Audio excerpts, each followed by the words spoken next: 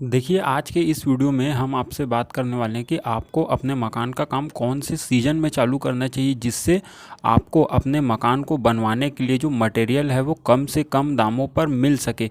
आपकी जानकारी के लिए हम एक बात और आपसे बता दें, ये वीडियो केवल मटेरियल के रेनफोर्समेंट के लिए है, जिसमें आपको ये जानकारी दी जाएगी कि आप कौन से सीज़न में अपने मकान का काम चालू करें, जिससे आपको जो मटेरियल है वो कम से कम दामों पर मिल सके। तो चलिए वीडियो को स्टार्ट करते हैं। वीडियो को स्टार्ट करने से पहले आप हमारे चैनल से जुड़े या ना जुड़े, लेकिन वीडियो को लाइक ज़रूर करें ताकि ये और भी लोगों तक पहुंच सके। तो चलिए वीडियो को स्टार्ट करते हैं। देखिए, एक साल में 3 सीज़न होते हैं। पहला गर्मी का, दूसरा बरसात का और तीसरा होता है सर्दी का। तो इसी आधार पे हम आपको ये बताने वाले हैं कि आपको जो मटेरियल है वो सबसे कम दामों पर कौन से सीज़न में मिलते हैं। देखिए, सबसे पहले बात करते हैं गर्मी की। तो देखिए, गर्मी में बेसिकली 2 चीज़ हैं, जो 2 मटेरियल होते हैं वो सबसे ज़्यादा महंगे होते हैं। पहला तो है लोहा और दूसरा होता है सीमेंट। देखिए, यहाँ पे लोहे की बात करते हैं तो गर्मी की वजह से एक तो इसके प्रोडक्शन में काफ़ी दिक्कतों का सामना करना पड़ता है, जिसके कारण लोहे का जो रेट है वो दूसरे सीज़न की अपेक्षा 30 से 40% बढ़ा हुआ होता है। और दूसरा, इसकी सप्लाई और इसकी डिमांड इतनी बढ़ जाती है कि इसमें आसानी से इनके टारगेट को पूरा नहीं किया जा सकता है, जिसके कारण लोहा की गर्मी के दिनों में काफ़ी महंगाई बढ़ जाती है। तो यह बात आपको ध्यान में रखनी है।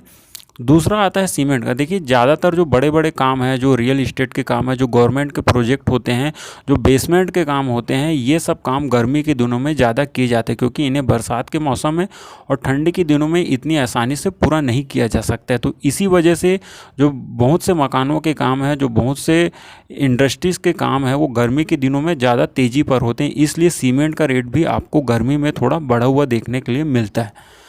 देखिए, अब बात करते हैं दूसरा बरसात के मौसम के बारे में। तो बरसात में कौन कौन से मटेरियल है जिनके रेट चढ़े हुए होते हैं, यानी कि कौन से मटेरियल है जो कॉस्टली होते हैं।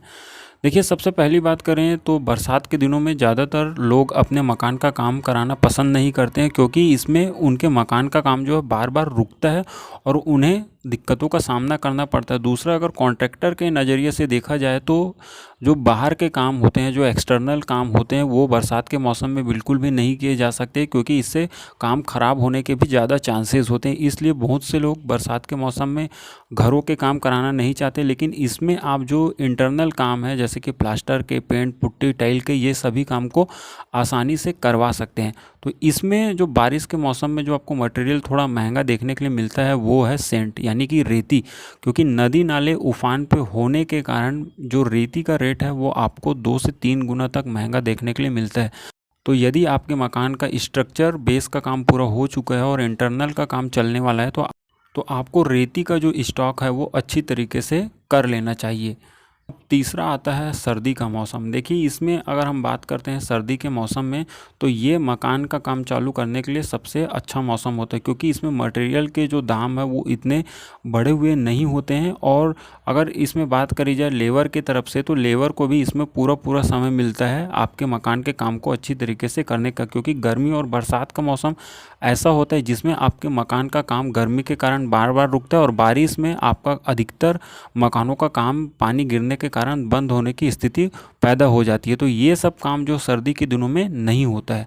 और अगर मटेरियल की बात की जाए तो इसमें सर्दी के दिनों में भी मटेरियल जो है आपको कम दामों पर उपलब्ध हो जाते हैं। तो उम्मीद करते हैं ये वीडियो कहीं ना कहीं आपके लिए यूज़फुल साबित होगा। चैनल पर नए हैं तो चैनल को सब्सक्राइब करें, वीडियो को लाइक और शेयर करें। आज के लिए बस इतना ही। धन्यवाद।